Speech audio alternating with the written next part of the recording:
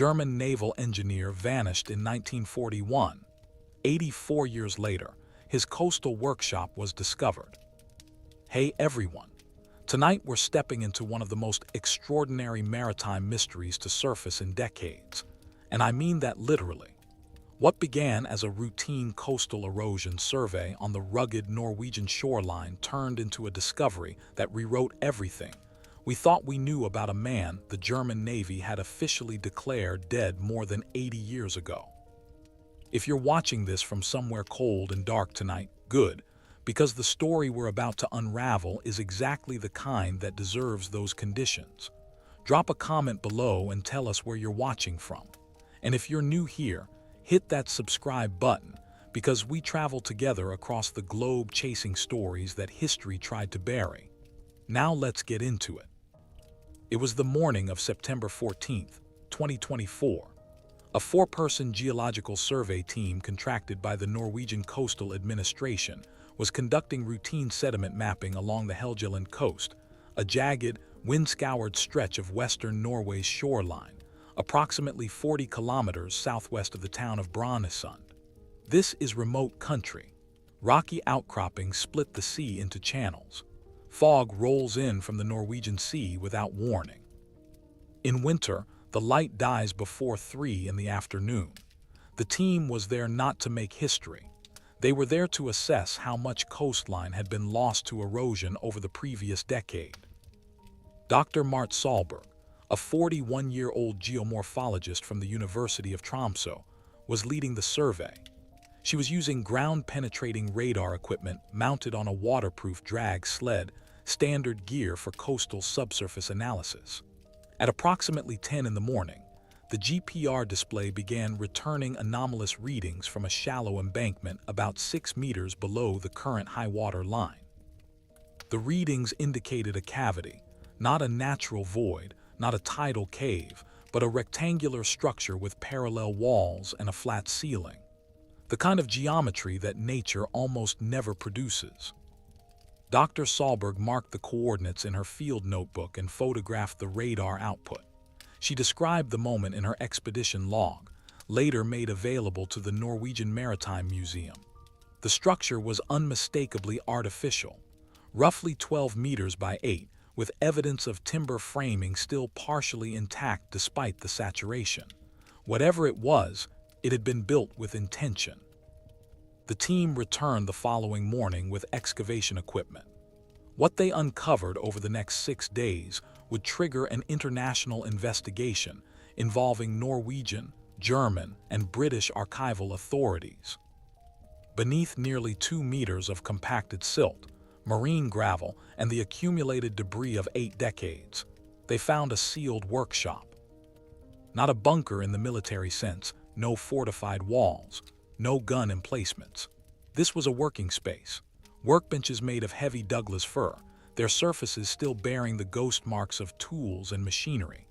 Iron brackets mounted at precise intervals along the walls, as though designed to hold specific equipment.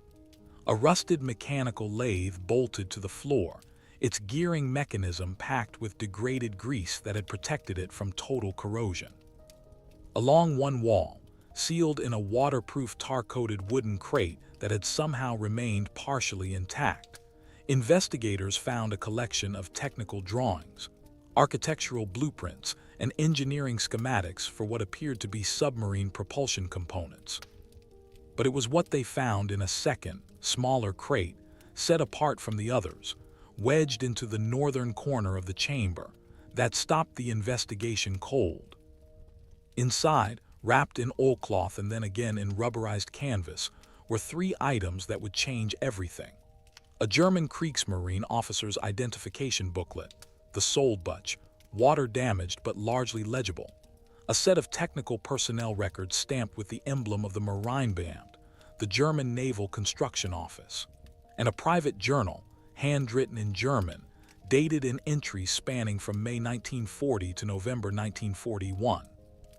The Soldbuch bore a name, Oberborat Senior Naval Construction Counselor Klaus Gerhard Weissmann, born August 3, 1903, in Kiel, Germany.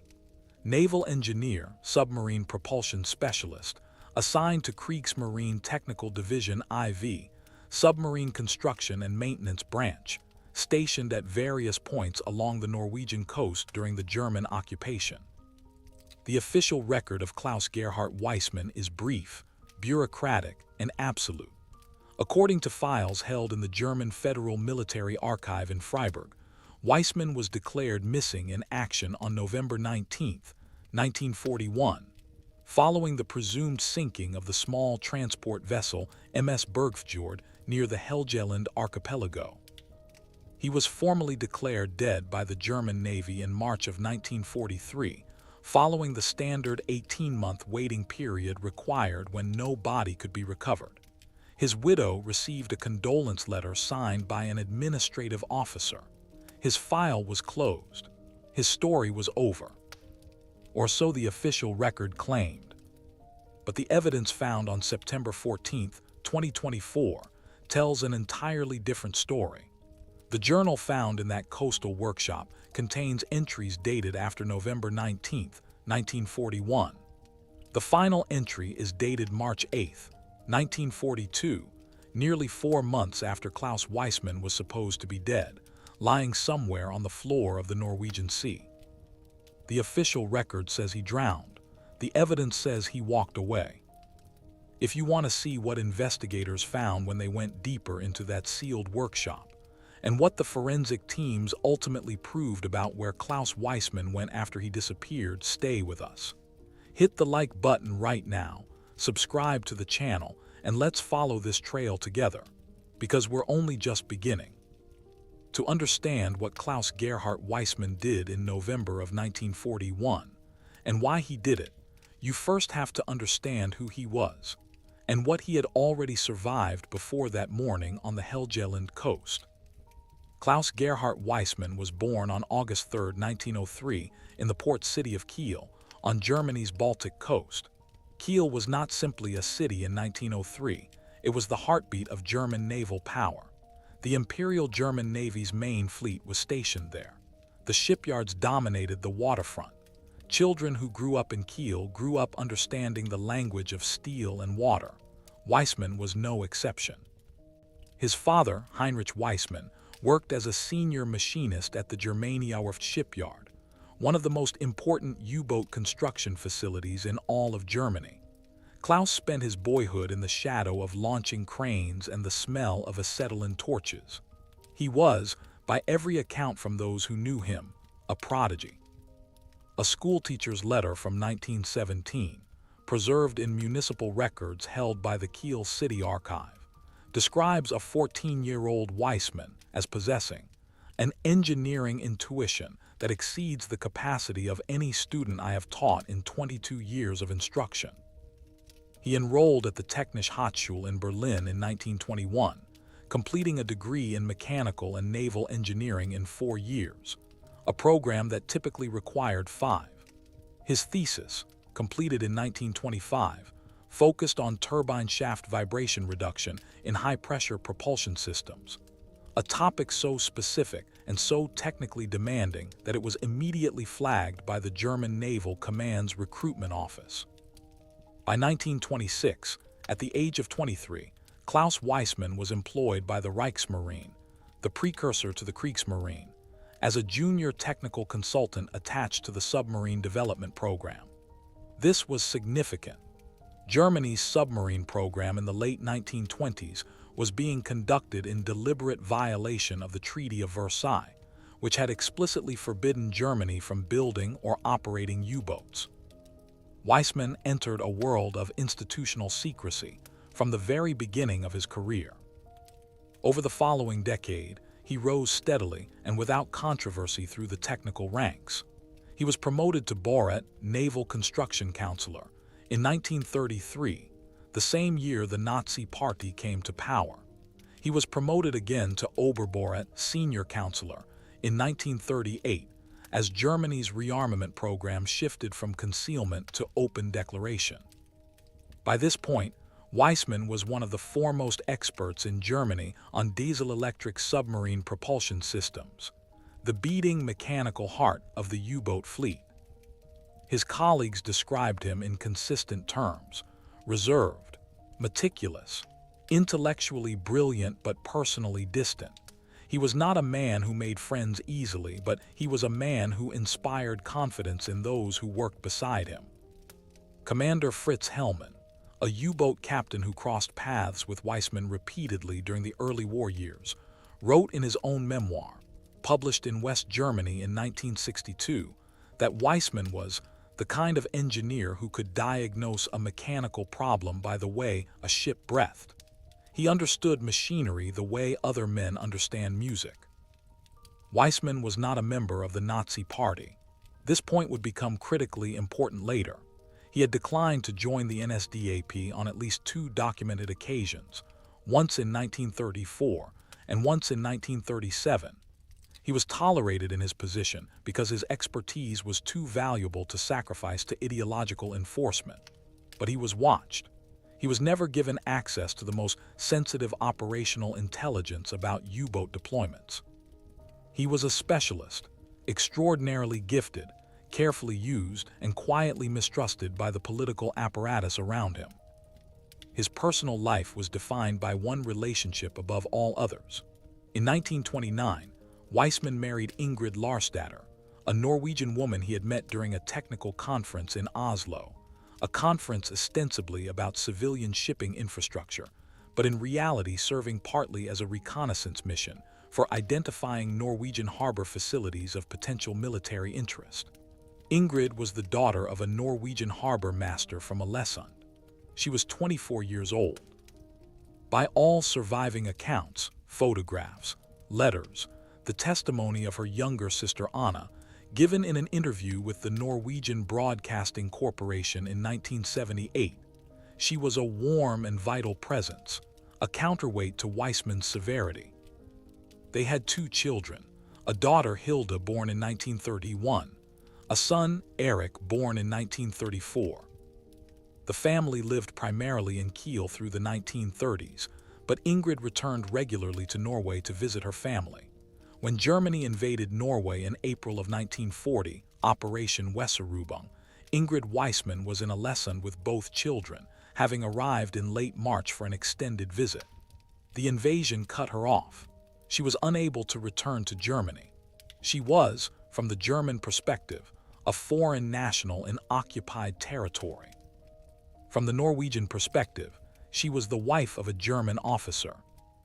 Then, on November 4, 1940, a British Royal Air Force bombing raid targeting German naval installations along the Norwegian coast struck the harbor district of Ålesund.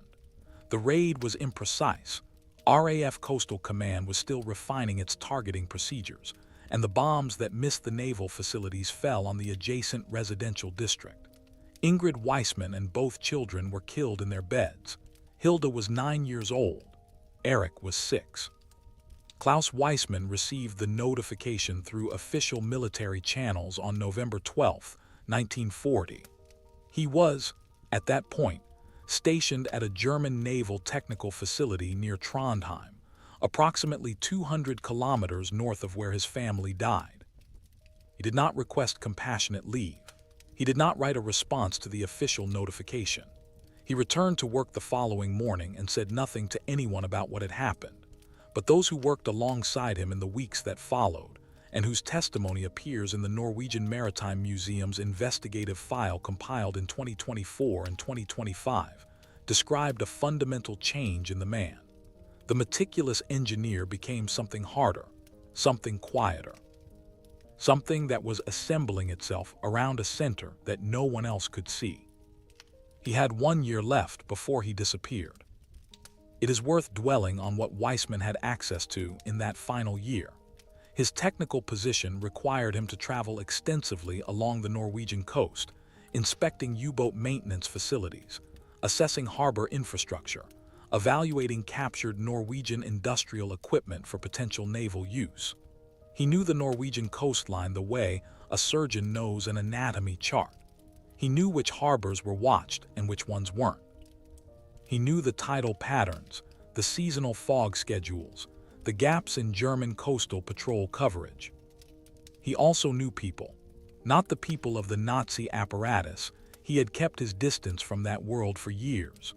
But the Norwegian technical staff still working under occupation, the harbor workers, the fishermen who serviced the vessels that serviced the submarines. People with reasons of their own to help a German officer who had lost his family to a British bomb, and who seemed, in that last year, to be quietly building something that no one could identify, and no one was yet alarmed enough to question. He was building his exit. October 1941. The Eastern Front was consuming German resources at a rate that even the most optimistic military planners could no longer ignore. The Kriegsmarine's Norwegian operations were under increasing strain. Administrative oversight of technical personnel, the engineers, the construction counselors, the maintenance specialists, was stretched thin. Men like Weissman moved along the coast with relative freedom, their movements logged in supply manifests and personnel rosters, but rarely verified with any rigor. On October 3, 1941, Weissman submitted a formal technical inspection request to the Marinebeamte Regional Office in Narvik. The request was approved without comment 3 days later. He was authorized to conduct a survey of minor coastal maintenance facilities between Narvik and Brønnøysund, a stretch of coastline encompassing some of the most desolate and operationally marginal terrain under German occupation, the kind of assignment that senior staff didn't fight over. He departed Narvik on October 9th, traveling by road to Bodo, where he was logged in a harbor master's ledger, a document later recovered by Norwegian archival researchers in 1998 and now held at the National Archives of Norway in Oslo, as arriving at 4 in the afternoon on October 10th. He stayed one night at the accommodation reserved for German technical officers at the Harbor Administration Building. He ate dinner. He reviewed the maintenance logs for 2 U-boat support vessels docked there. He asked routine questions and received routine answers. Then, between October 10th and November 19th, the date of his official disappearance, something extraordinary was unfolding in the background. The coastal workshop discovered in 2024 was not built in a day. Based on forensic analysis of the construction materials and the degradation patterns of the timber framing, analysis conducted by Dr. Lars Eriksson of the Norwegian Institute for Conservation Research between October and December 2024, the structure was likely assembled over a period of 6 to 10 weeks. This places the beginning of its construction in early to mid-October 1941, consistent almost exactly with Weissman's departure from Narvik. Investigators now believe that Weissman had identified the embankment site on the Helgeland coast during an earlier inspection visit. Archival research conducted by the German Federal Military Archive in Freiburg, in cooperation with the Norwegian Maritime Museum, located a secondary inspection log entry from June 1941 that places Weissman in the Brønnøysund area for a 2-day survey. The official record describes the survey as focused on assessing minor harbor facilities.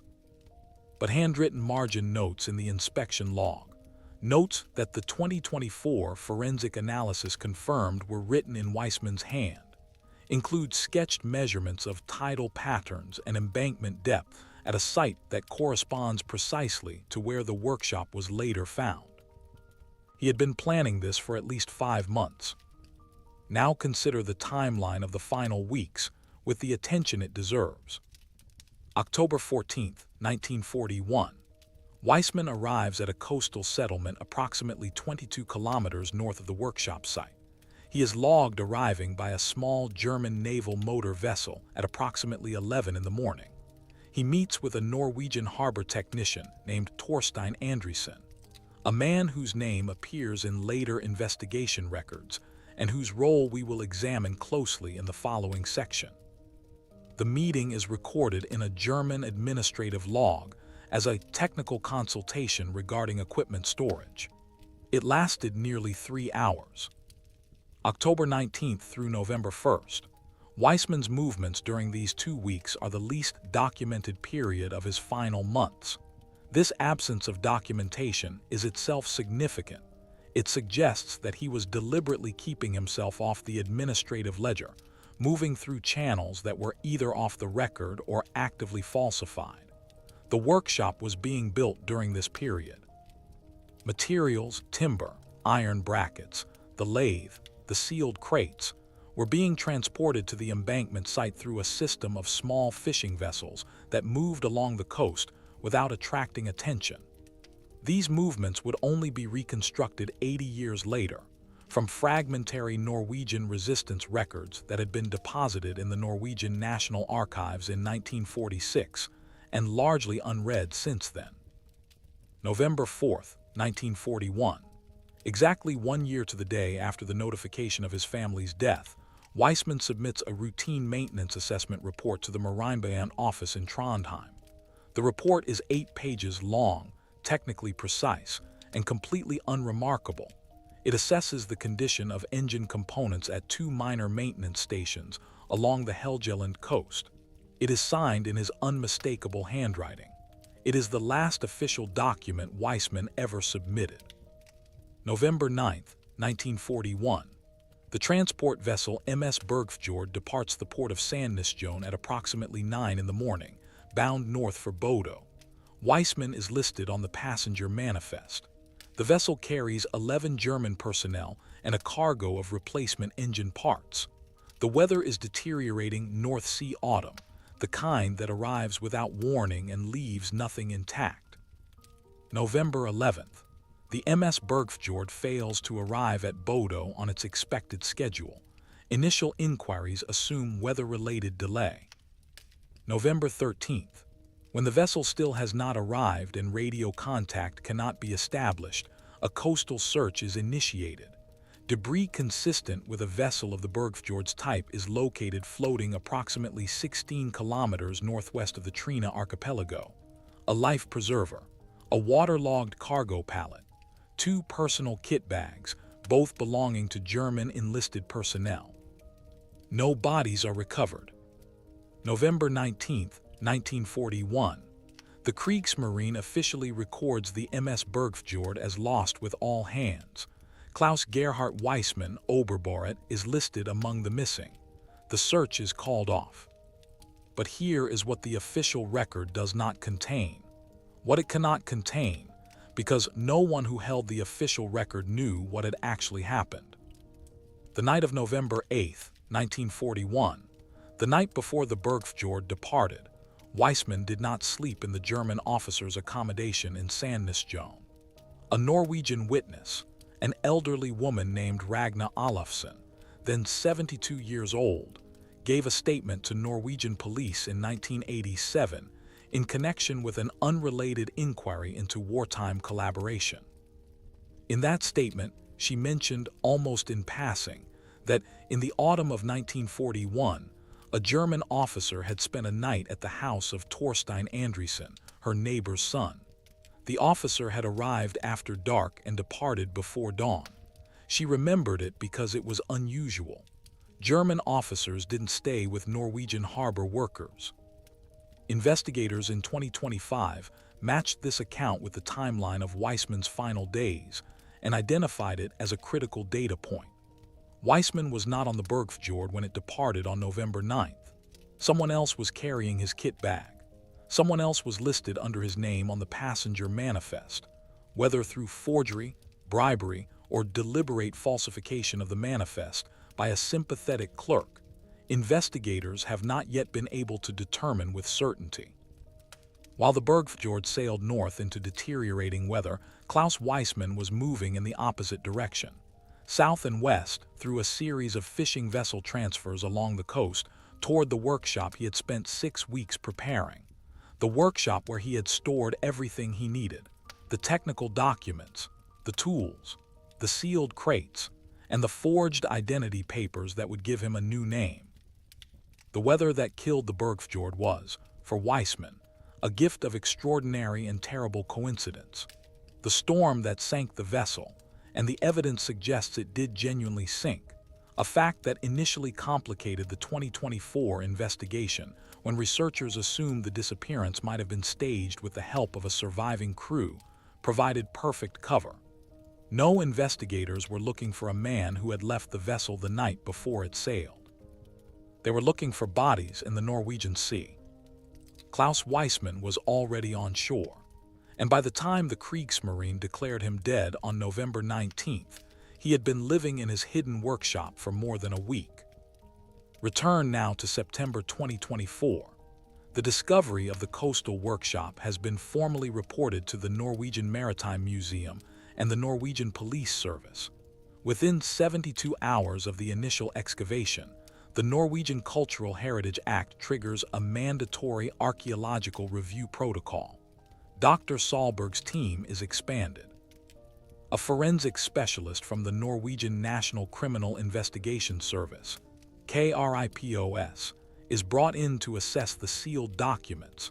An archaeologist with expertise in World War II-era German material culture, Dr. Ingrid Haugen of the University of Bergen, joins the team on September 22nd. The first priority is the documents. The Soldbuch, the German military identity booklet, is sent to the document laboratory at KRIPOS headquarters in Oslo for analysis. The forensic examination is conducted throughout October 2024, and the preliminary report is issued on November 3rd. The findings are significant. The booklet is authentic. The paper, the ink composition, the typeface, and the official stamps all authenticate as consistent with Kriegsmarine administrative documents from the period 1938 to 1942. There is no evidence of forgery. This is Klaus Weissmann's genuine identity document. The handwriting in the journal is tested against known samples of Weissmann's handwriting from the official inspection reports held in the German Federal Military Archive. The comparison is conducted by Dr. Werner Schraber, a forensic document examiner at the Bundeskriminalamt, Germany's Federal Criminal Police Office, in Wiesbaden. His conclusion, submitted to the Norwegian Maritime Museum on December 2, 2024, is unambiguous. The journal was written by the same individual who wrote the inspection reports. The probability of a match, calculated using standard comparative handwriting analysis protocols, exceeds 97%. The journal itself spans 143 pages of closely written German text. Its translation is completed by January 2025 through a collaborative effort involving the Norwegian Maritime Museum's own translation staff and Dr. Katrin M. Joss, a specialist in early 20th century German technical and military language at the University of Oslo. What the journal contains is staggering. The earliest entries from May through September 1940 describe Weissmann's professional activities in routine, almost clinical language, maintenance schedules, propulsion assessments, meetings with German naval officers. The tone is detached, professional, the voice of a man who has organized his inner life around the precision of his work. Then, on November 12, 1940, the date he received news of his family's deaths, the handwriting changes. It becomes smaller, more compressed, more angular. The entries from this point forward are different in character. They are no longer clinical. They are the record of a man processing an unsustainable grief by transforming it into purpose. One entry, dated December 3, 1940, reads in full translation, "I will not die in this uniform for these people. I have decided. I will complete what I am given to do because it gives me time. But I am already somewhere else. I am already planning the shape of what comes next." The journal then documents in careful, technical language that reveals the engineering mind even in its most personal moments, the planning of the escape, not with dates and names, which would have been dangerous, but with systems, supply calculations, weight-bearing estimates, tide schedules for the Helgeland coast, observations about German patrol patterns, notes about the reliability of specific individuals, identified only by initials, who might be trusted, or might be useful, or might be financially persuaded. Investigators identified one recurring set of initials, TA, appearing in the journal entries from April through October 1941, consistently associated with references to coastal knowledge. storage access, and vessel availability. Working from the existing Norwegian resistance records and cross-referencing them with the 1987 Ragna Olafsson statement, investigators confirmed in February 2025 that TA referred to Torstein Andresen, the harbor technician from the settlement north of the workshop site. Andresen's post-war life was traced through Norwegian civil records. He had survived the war. He had worked as a harbor master's assistant until his retirement in 1968. He died in 1979. He left no published memoir and gave no known interviews about his wartime activities. But among the documents donated to the Helgeland Museum in Sandnessjøen by Andresen's daughter in 1992, a donation made without the daughter, apparently understanding the significance of what her father had kept, investigators in March 2025 found a single folded piece of paper. It was a receipt, handwritten in German, dated October 22, 1941. It acknowledged the payment of 42 Reichmarks and an unspecified quantity of Norwegian coastal charts in exchange for equipment storage services and navigational consultation. It was signed with a cipher, 2 letters, and a number that bore no obvious resemblance to any name, but the handwriting matches Weissman's. The document examiners at the Bundeskriminalamt confirmed the match in April 2025. Weissman had paid Andresen for his help, and Andresen had kept the receipt for 38 years without telling anyone what it meant. The physical evidence from the workshop itself continues to yield information. The lathe, subjected to metallurgical analysis at the Norwegian Institute of Technology in Trondheim, is confirmed as a German-manufactured industrial precision lathe. Model designation consistent with those produced by the Pittler Work facility in Leipzig between 1936 and 1940. The presence of such a piece of machinery in a hidden coastal workshop raises an obvious question. What was it being used to manufacture? The technical drawings found in the large sealed crate provide an answer. After months of analysis by naval engineering historians, including Professor Hans-Dieter Krause of the Technical University of Hamburg, brought in as a specialist consultant in January 2025, the drawings are identified as original engineering schematics for a compact diesel engine component. Specifically, a modified fuel injection system for a small submarine or submersible vessel. Not a standard U-boat, something smaller, something that could be operated by 1 or 2 people. Weissman was not simply hiding in his workshop, he was building something.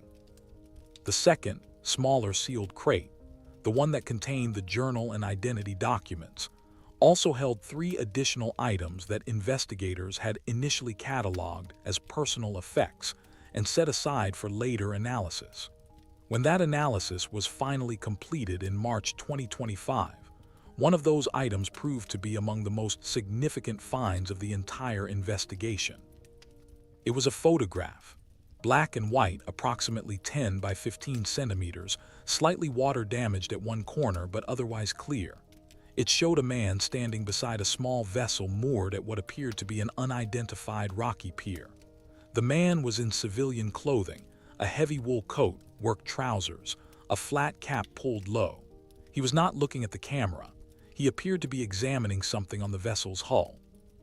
The face was partially visible, enough to compare against the known photographs of Weissman from his naval personnel file.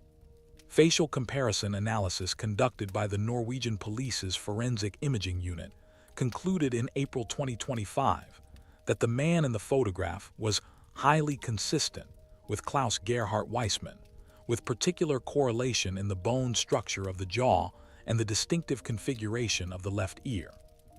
The photograph was not dated, but analysis of the clothing, the vessel's design, and the pier's construction materials places it in the period between 1942 and 1947.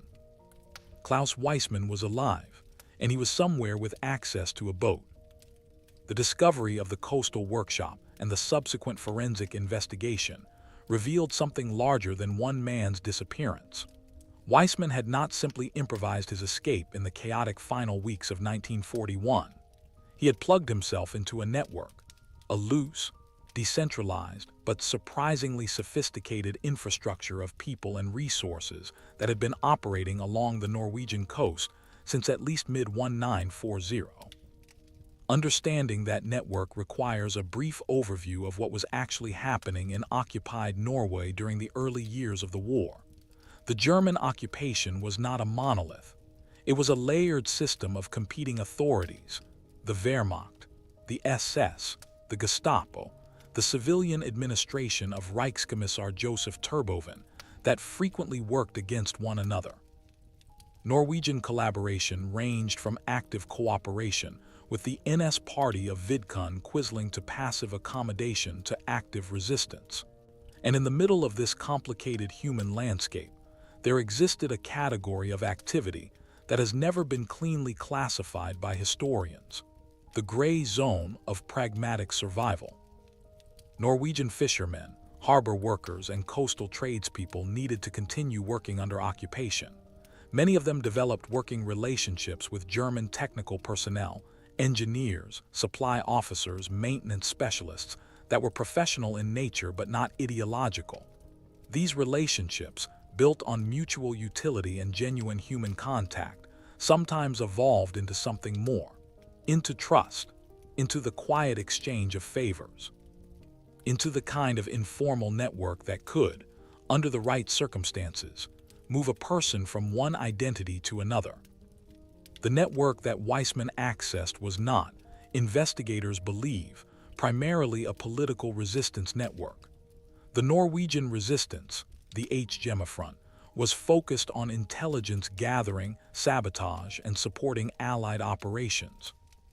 What Weissman found was something different: a commercially motivated transit network that had originally developed to help Norwegian civilians avoid German labor conscription by moving them along the coast to areas where they could work under false identities or eventually reach Sweden.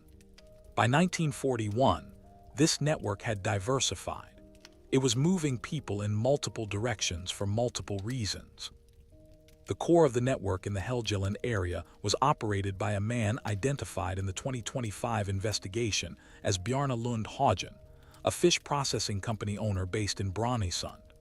Hagen's company, Lund Hagen Fiskeri, operated 6 small vessels along the Helgeland coast under German-issued commercial permits. The vessels moved legally and frequently. They were rarely searched. They were, in short, ideal for moving things that needed to move without attracting attention. Investigators in 2025 traced Hagen through Norwegian business records, wartime German administrative logs, and post-war Norwegian civil records. He had survived the war, continued operating his fishing company until 1961, and died in Brønnøysund in 1974. His wartime activities had never been investigated, in part because no one had connected him to anything specifically. He appeared in the historical record as an ordinary Norwegian businessman who had navigated the occupation pragmatically. His obituary in the local newspaper describes him as a pillar of the coastal community, nothing more. But Weissman's journal contains an entry from October 28, 1941, that changes that assessment entirely. The entry reads in full translation: "The arrangement with B is confirmed. 3 stages. The first is the workshop, which is now complete. The second is the vessel, which will be ready by the 3rd week of November. The third is the crossing, which will depend on conditions and on what B calls the southern route." He says 6 days, perhaps 7. He says others have made it. I have to believe this. The southern route, 6 to 7 days of travel from the Helgeland coast. Others have made it. This is not the language of an isolated individual improvising an escape. This is the language of someone who has been briefed on a route that has been used before. Investigators working in cooperation with the Swedish National Archives and the Norwegian National Archives in 2025 identified what the southern route likely referred to. Beginning in 1940 and continuing through at least 1944, a maritime transit route operated along the Norwegian coast from the Helgeland area southward, skirting the Skagerrak and entering the Kattegat, the waters between Denmark and Sweden, before landing on the Swedish coast somewhere in the Bohuslän region, approximately 60 kilometers north of Gothenburg. Sweden was neutral. A person who reached Swedish territory was no longer under German jurisdiction. The route used at least 4 intermediate stopping points. The first was a small island approximately 40 kilometers south of Brønnøysund, identified in Weissmann's journal only as the first stone, consistent with a small rocky outcropping in the Vikna archipelago. The second was a coastal settlement in the Trøndelag region, approximately 180 kilometers further south, where investigators believe a safe house was maintained in a fish curing facility. The third stopping point was in the more Og Romsdal region, near Kristiansund, a location that appears in the fragmentary Norwegian resistance records as a known transit point for people moving south along the coast, though the resistance did not operate this particular node. The fourth and final Norwegian stopping point was likely somewhere in the region of Jæren or Egersund, on Norway's southwestern tip, the last landfall before the open crossing to Sweden or Denmark.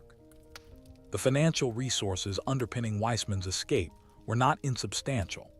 The investigation identified, through forensic examination of the sealed crates, the ghost impressions of 2 items that had been stored in the workshop, and subsequently removed impressions in the degraded padding material consistent with the shape and weight of gold bar ingots, standard Reichsbank issue, approximately 12 centimeters by 4 centimeters. 2 such impressions.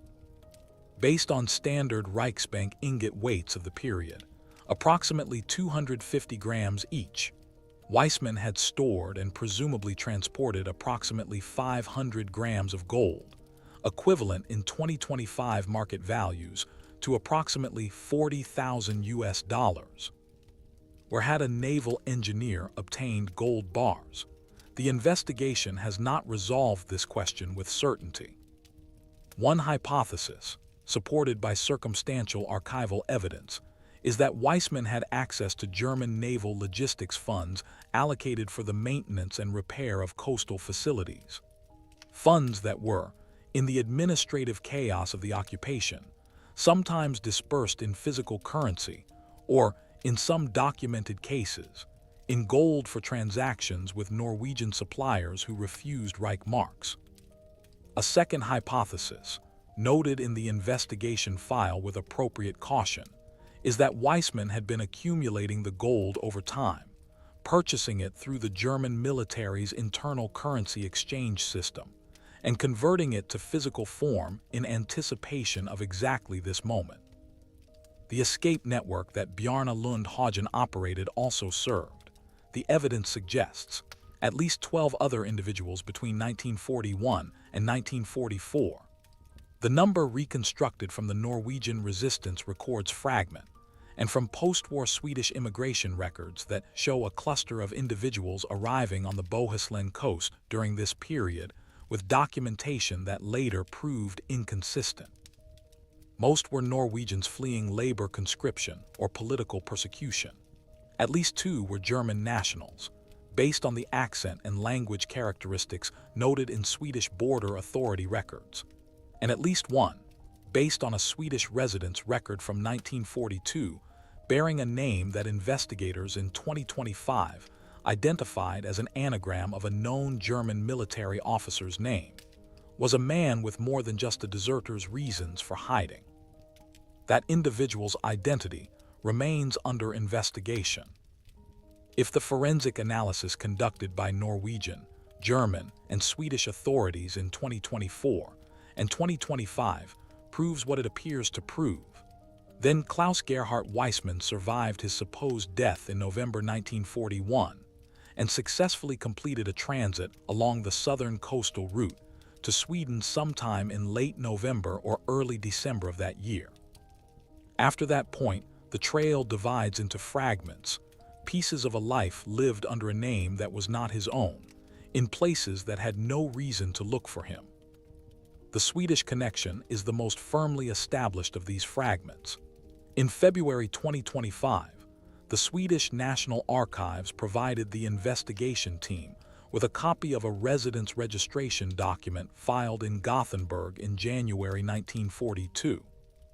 The document registers a Carl Gustaf Wendel, described as a German civilian technical worker, aged 37, consistent with Weissman's actual age of 38, a common discrepancy in falsified documents where the bearer subtly adjusts their age to avoid exact matches, residing at an address in the Majorna district of Gothenburg. Occupation listed: Marine Engine Consultant. The document is a forgery.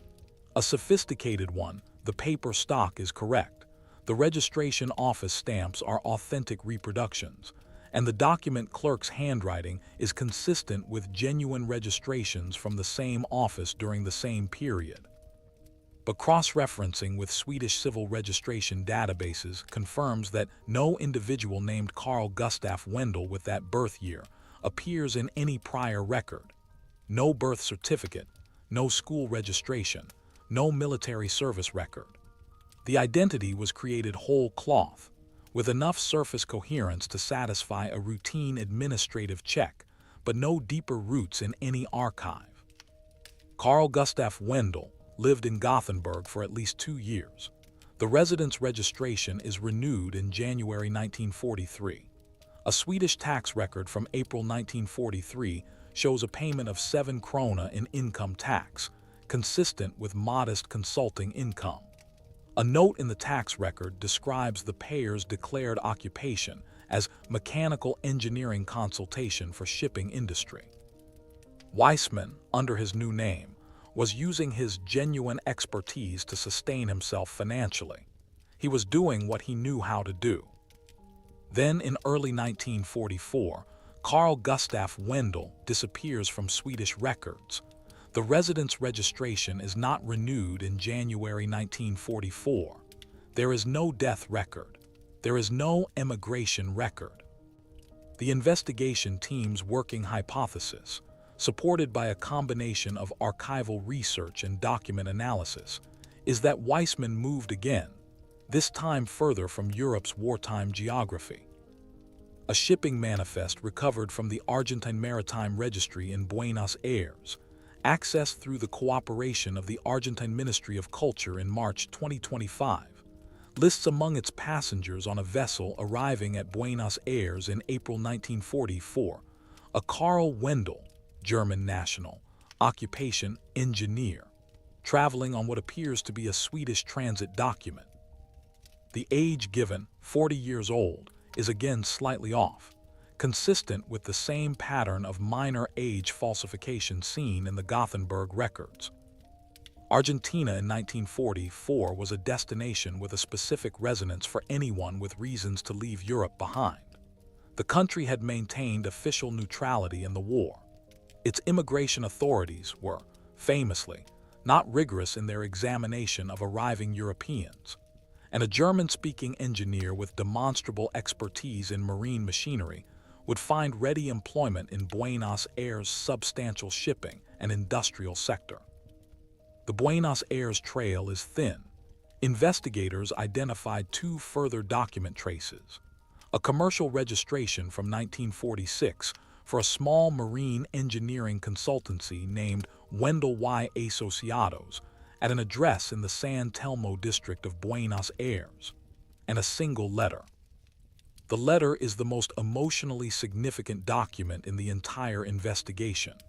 It was found, and this is where the story takes a turn that no one had anticipated, not in Norway, not in Sweden, not in Argentina, but in a shoebox in an attic in Ålesund, Norway.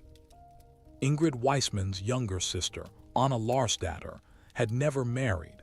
She had lived in Ålesund her entire life.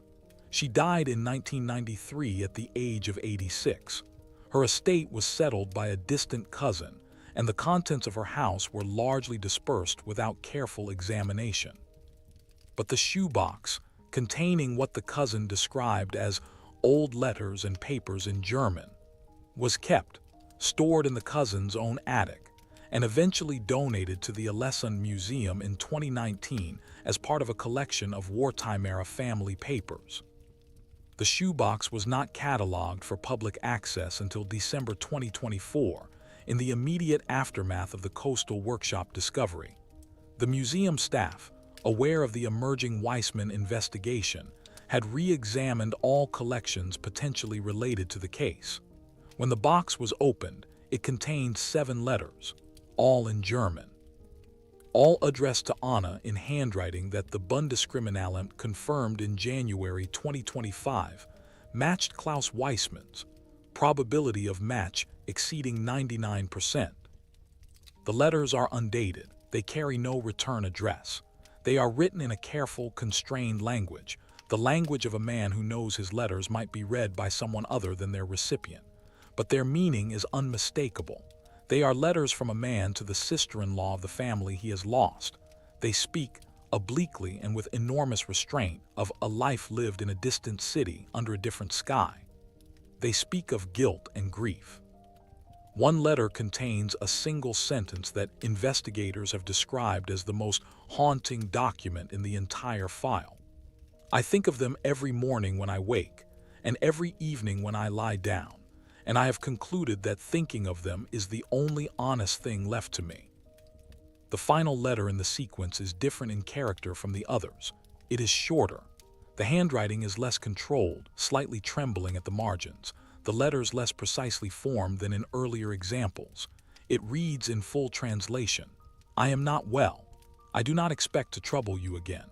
I want you to know that everything I did because I could not bear the thought of dying in a war that had already taken everything I loved. I do not ask for forgiveness. I ask only to be remembered as someone who was, before everything else, a father." There is no date, there is no signature, but the forensic analysis confirms the handwriting is Weissman's. The Argentine commercial registration for Wendell Y. Associados shows no activity after 1951. No death record for any individual matching Weissman's profile or his alias has been found in Argentine civil records. The investigation's current working estimate, based on the trembling handwriting in the final letter, and the cessation of all document traces by the early 1950s, is that Klaus Gerhard Weissman died sometime between 1950 and 1955, most likely in Buenos Aires, under a name that bore no connection to the man who had been born in Kiel in 1903. He was between 47 and 52 years old. He was never found. The question of what Klaus Gerhard Weissman was morally, historically, humanly, does not resolve itself cleanly, and the investigation team has been careful not to impose a verdict that the evidence cannot support. He was not a war criminal in the legal sense. No evidence has emerged in the 2024 and 2025 investigation or in any prior archival research connecting Weissman to atrocities, crimes against occupied populations, or the apparatus of persecution that defined the worst of the German occupation of Norway. He was a technical specialist. His work maintaining and improving submarine propulsion systems contributed to the German war effort and, by extension, to the deaths of Allied sailors in the Battle of the Atlantic. This is a genuine moral weight. It cannot be dismissed. But the Kriegsmarine submarine campaign was not, as a matter of law or of historical consensus, a criminal enterprise in the same category as the genocide being conducted simultaneously by other components of the German state. Weissman was an engineer in a war machine, doing the work he had been trained to do, in a system he had not chosen, and from which, in 1941, he found a way to exit. What makes his case morally complex rather than morally simple is the motivation. He did not desert because he was horrified by Nazi ideology, though the journal's silence on political matters is itself a kind of statement, and his repeated refusal to join the NSDAP speaks to a distance he maintained from the regime.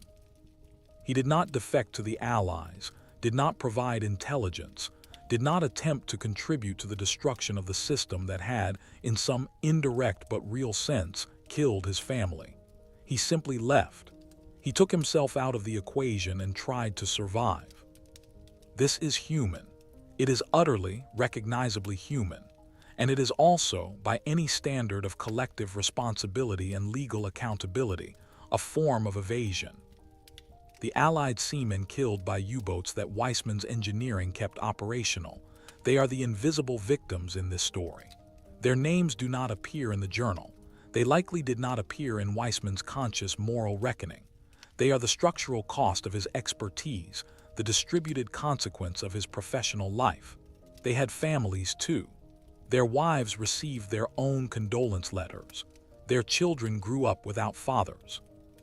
The asymmetry between their deaths and his escape is one that this investigation cannot resolve and does not pretend to. There is also the matter of the other people who used the escape network that Weissman accessed. The investigation has confirmed that at least one other German national used the southern coastal route in the same period. The identity of that individual remains unconfirmed, but the archival traces, including a Swedish border authority note from December 1941, describing a second German-speaking traveler arriving on the Bohuslän coast within weeks of the first, raise a question that the investigation is not yet equipped to answer. Did Weissman help others escape who did not share his relatively limited culpability? Did the network he accessed also serve men who deserved, in a way Weissman arguably did not, to face justice? This is not a hypothetical concern. The post-war period saw hundreds, perhaps thousands, of genuinely criminal German officers and officials escape Europe through networks that ranged from the Vatican's documented involvement in the Ratlands to sophisticated South American transit operations supported by former SS networks. The Odessa organization, whether it operated as systematically as post-war legend suggests, is disputed by historians. And the Die Spin network were real phenomena with documented cases. Whether the Helgeland coastal route was ever used by someone with blood on their hands, in a more direct and definitive sense than Weissman, is a question that the ongoing investigation has flagged as requiring further research. What remains is the fact of his survival. 84 years during which the official record declared him dead. 84 years during which his identity, the real one, the one stamped in the soldbutch found under 2 meters of Norwegian coastal sediment, lay in a sealed crate, waiting. The victims of the German occupation of Norway, the executed resistance fighters, the deported Jews, the tortured and imprisoned, received no acknowledgement from Klaus Weissman, no deathbed confession that reached any relevant authority, no disclosure of the network that had helped him or the others who used it. He took his secrets to wherever he lies, unnamed and unrecorded in whatever soil received him. History in cases like this does not deliver justice. It delivers knowledge, and knowledge delivered late and incomplete is the best that most victims ever receive. Return now to the Helgeland coast. September 2025, 1 year after Dr. Mart Sahlberg's radar display first traced the outline of a hidden chamber beneath the Norwegian shore. The site of the coastal workshop has been formally designated as a protected archaeological site by the Norwegian Directorate for Cultural Heritage. A small interpretive marker stands on the embankment above the excavation, weathered already by 1 winter's worth of North Sea wind. The text on the marker is spare. It gives the dates, the name Weissman, and the phrase, vanished 1941, remembered 2024. Nothing more is claimed. Nothing more has been proven beyond reasonable doubt. Inside the Norwegian Maritime Museum in Oslo, a dedicated exhibition opened in June 2025 under the title The Engineer Who Disappeared. The exhibition displays the soldbutch, the journal, the technical drawings, and the photograph of the unidentified man beside the moored vessel.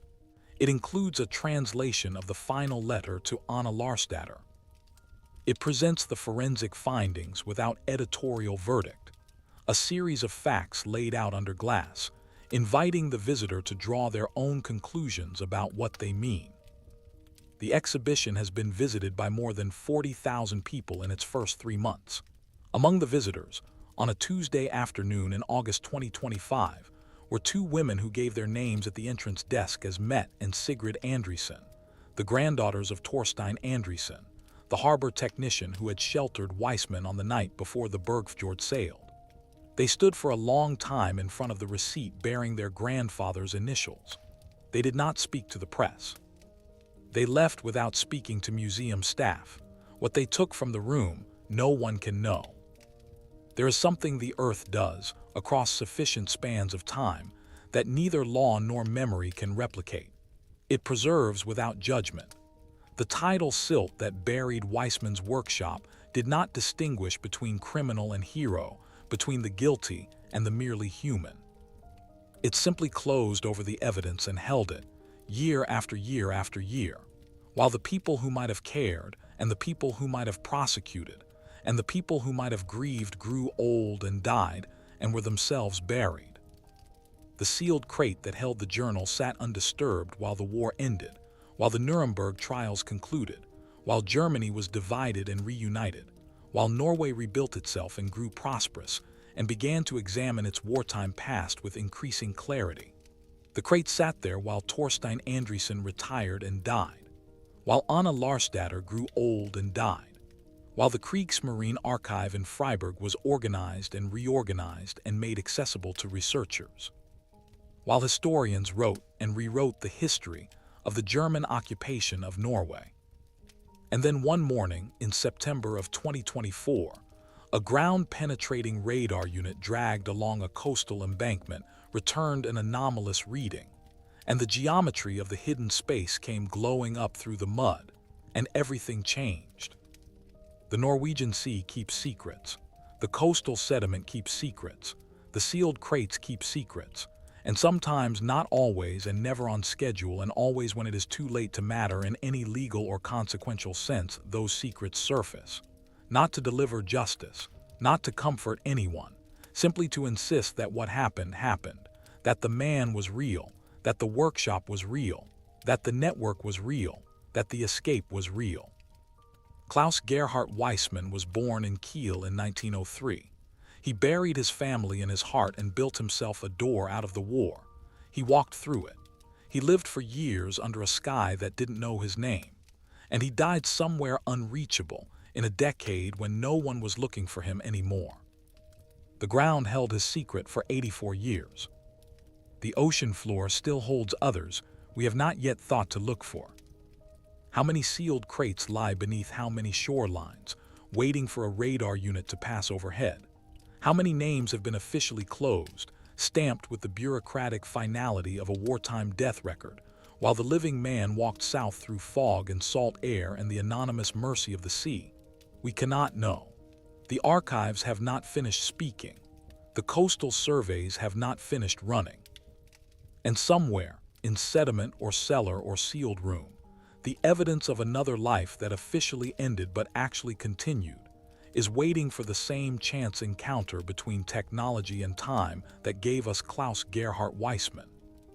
Sometimes the earth keeps secrets for 80 years, sometimes for 100, and sometimes when we finally hear what the earth has been holding, we are left with a question more troubling than any answer could be. How many others never came home because they never wanted to?